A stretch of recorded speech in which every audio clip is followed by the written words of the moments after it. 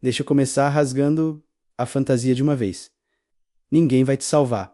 Não vai aparecer um mentor mágico na sua porta. Não vai surgir uma oportunidade perfeita, alinhada com seu humor. Não vai cair um sinal do universo dizendo agora sim pode começar. Eu sei que isso soa duro. Eu também não queria ouvir isso. Mas foi exatamente essa verdade que virou minha chave. Durante anos eu esperei. Esperei reconhecimento, esperei incentivo, esperei que alguém chegasse meu potencial oculto. Eu agia como se tivesse em uma fila invisível da vida, acreditando que em algum momento chamariam meu nome no alto-falante.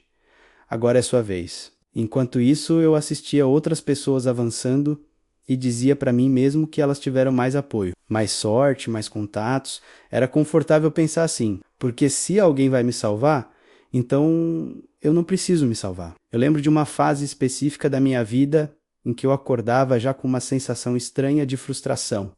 Eu nem tinha começado o dia, mas já sentia que estava atrasado. Pegava o celular ainda na cama, abria as redes sociais e lá estavam elas. Pessoas da minha idade fechando contratos, viajando, lançando projetos, ficando noivas, comprando carros, vivendo o sonho. E eu estava esperando o cenário melhorar, esperando confiança, esperando validação. Eu dizia que estava me preparando, mas no fundo eu estava com medo. Medo de tentar e não ser suficiente, medo de me expor e eu vi um não, medo de assumir o volante e perceber que eu não sabia exatamente para onde estava indo. Então eu terceirizava. Se algo dava errado, era culpa do mercado. Se eu não avançava, era culpa da falta de oportunidade. Se alguém crescia, era porque tinha vantagem. Eu tinha argumento para tudo. Eu era quase um advogado da minha própria estagnação. Mas tem uma coisa sobre a madrugada. Ela não aceita mentiras bem ensaiadas. Teve uma noite em que eu fiquei encarando o teto por horas. Silêncio no quarto. Só o barulho do ventilador girando e meus pensamentos repetindo a mesma pergunta.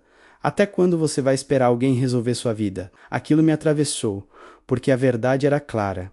Eu estava esperando um salvador invisível. Um chefe que acreditasse em mim mais do que eu acreditava. Um amigo que me empurrasse, um curso que me transformasse, um evento que me inspirasse, um vídeo que me motivasse. Eu consumia a motivação como quem toma café. Sentia o pico e depois caía de novo. E no dia seguinte, tudo igual. Eu não precisava de mais inspiração. Eu precisava de responsabilidade. Mas responsabilidade é pesada. Ela não permite desculpas elegantes. Ela não aceita justificativas sofisticadas. Ela pergunta direto: o que você vai fazer com o que tem hoje? E essa pergunta é desconfortável porque ela tira o foco do mundo e coloca em mim.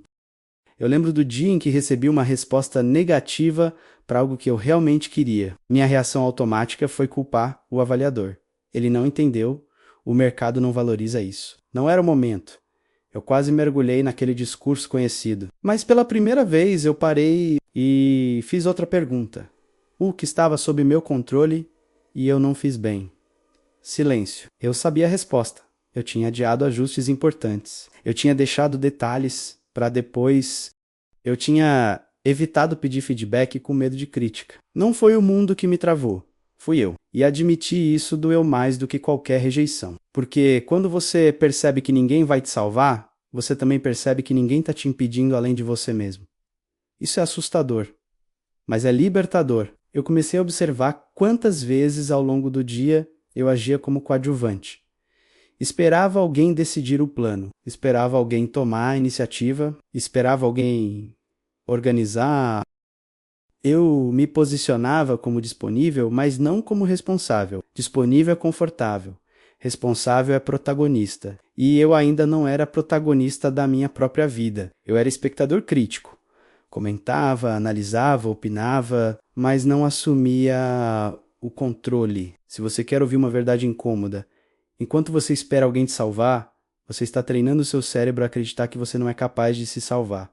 E isso se infiltra em tudo. Você hesita mais. Você duvida mais. Você se encolhe.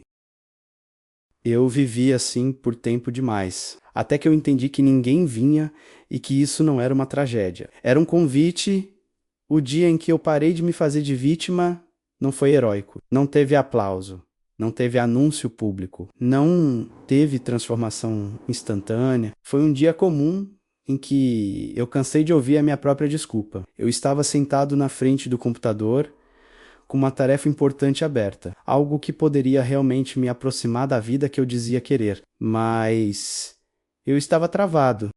Abri outra aba, depois outra, fui pesquisar, fui me atualizar, fui organizar melhor as ideias. 40 minutos depois, eu não tinha avançado 1 centímetro. E aí veio aquela sensação conhecida.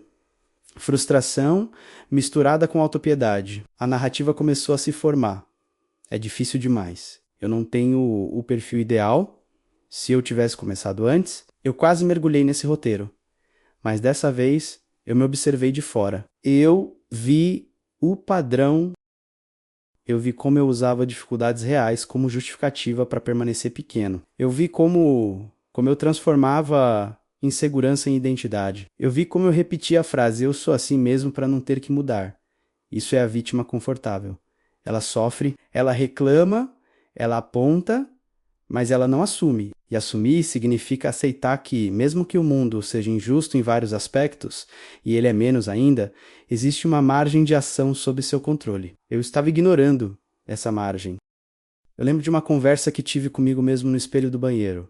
Sim, literalmente. Eu olhei para minha própria cara cansada, com olheiras acumuladas de noites mal dormidas, e perguntei em voz baixa: até quando você vai usar sua dor como desculpa para não crescer? Aquilo ficou ecoando, porque eu já tinha passado por dificuldades reais.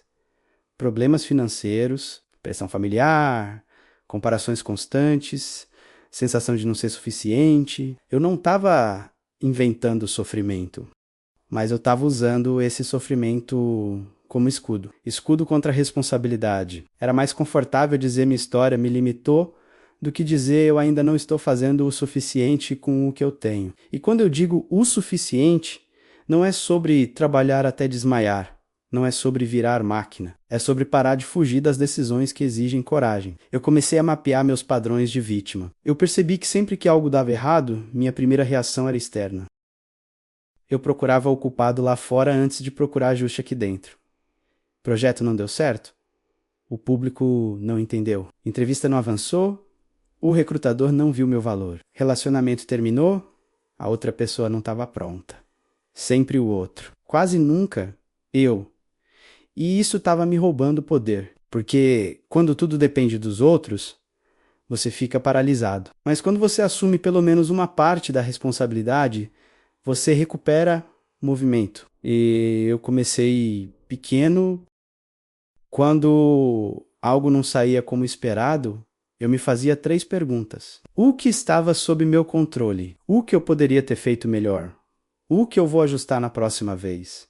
Simples, direto, sem drama. E sabe o que eu descobri? Quase sempre havia algo que eu podia melhorar: comunicação, preparação, clareza, consistência, coragem.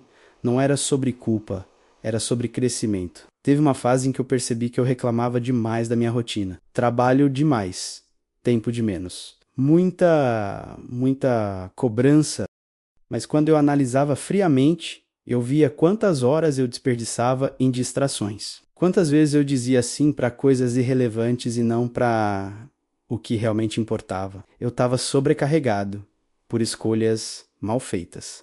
Dói admitir isso. Porque tira o álibi, mas também devolve o volante. Eu parei de dizer eu não consigo e comecei a dizer eu ainda não consigo. Parece detalhe, mas muda a energia. Uma frase fecha a porta. A outra abre possibilidade. Eu parei de esperar que alguém acreditasse mais em mim do que eu acreditava. Eu parei de esperar permissão para começar. E não foi instantâneo. Teve recaída, teve dia de autopiedade. Teve comparação tóxica voltando como vício antigo. Mas agora eu percebia mais rápido. E quando você percebe mais rápido, você corrige mais rápido. Parar de ser vítima não significa ignorar dificuldades reais.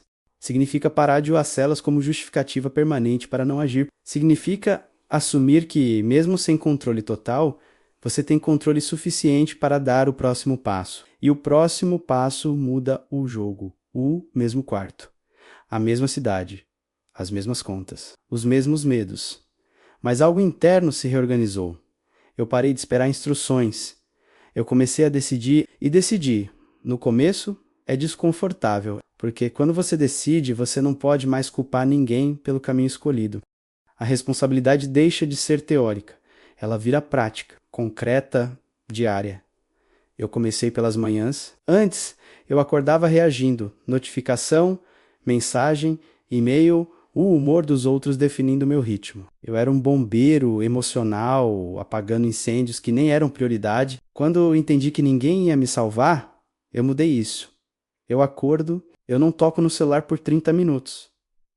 Eu sento. Eu escrevo as 3 decisões que vão mover minha vida hoje. Não 10, não 20. 3.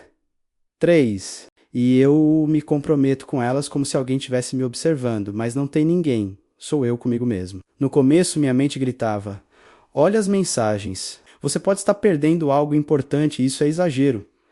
Não era exagero.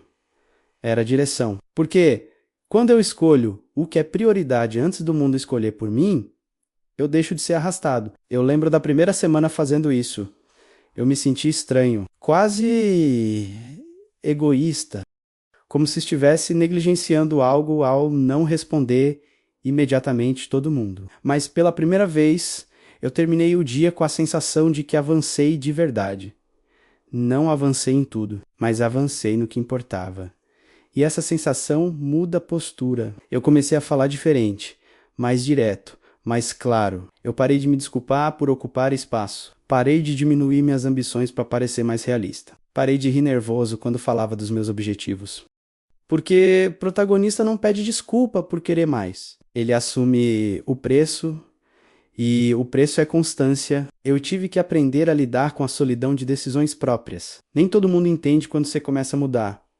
Alguns acham que você está se achando, outros dizem que você mudou demais. E a verdade é que você mudou mesmo, você deixou de ser confortável para os outros. Eu perdi convites, eu ouvi críticas, eu senti medo de estar errando, mas eu também senti algo novo, autoconfiança, não aquela barulhenta de palco, mas aquela silenciosa que aparece quando você cumpre o que promete para si mesmo, quando você enfrenta conversas difíceis, quando você toma decisões impopulares, mas alinhadas com quem você quer se tornar. Assumir o controle não significa controlar tudo, significa controlar sua resposta.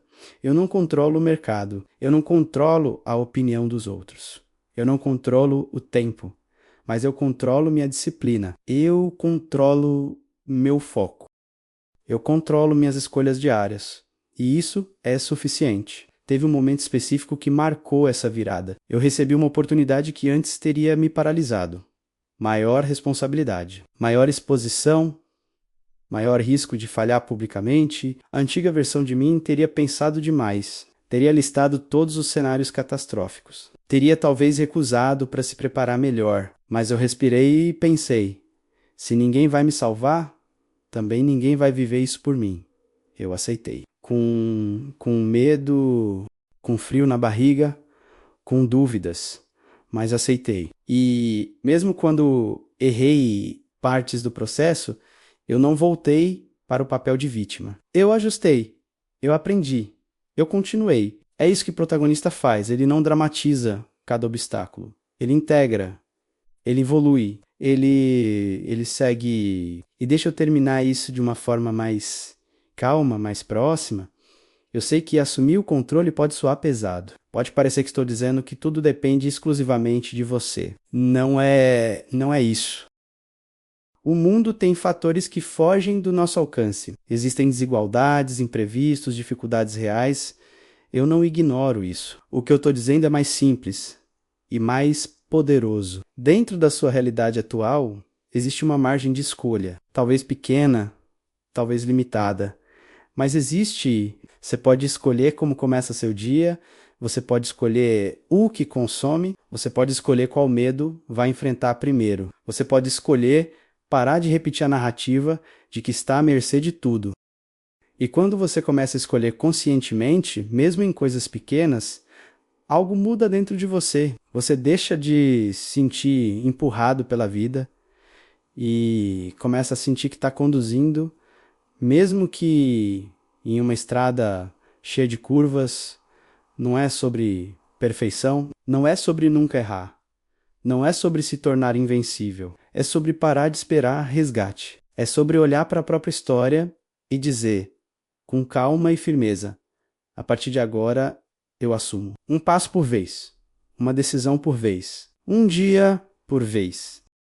Ninguém vai te salvar, e isso é a melhor notícia que você poderia receber, porque significa que o controle menos, mesmo que parcial, mesmo que imperfeito, já está nas suas mãos. Se você gostou do meu conteúdo, curta, comente e compartilhe com alguém que você também pode ajudar. Até o próximo vídeo.